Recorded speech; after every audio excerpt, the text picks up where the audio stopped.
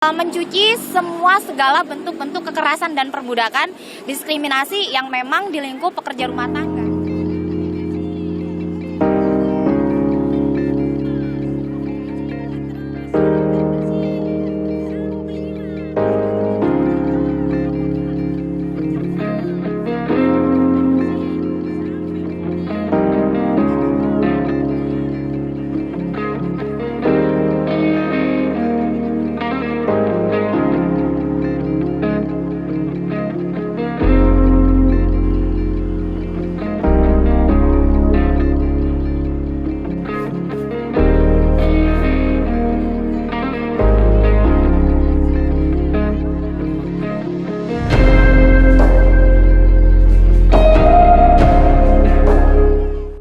Rabuan PRT yang biasa kita selenggarakan karena kan undang-undang RUU PRT itu kan belum disahkan ya.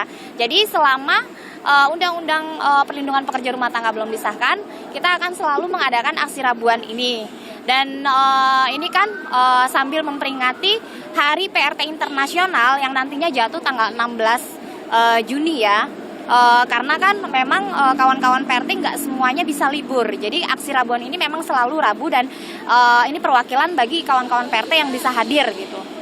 Gitu aja. Mbak, itu tadi aksi sinkronis untuk mencuci itu maksudnya apa tuh, Mbak?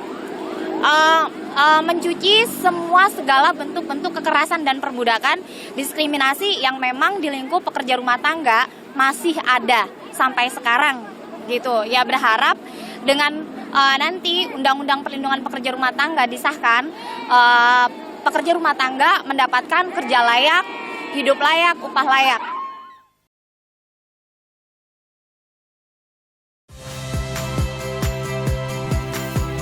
Saya Iriana Mardanus.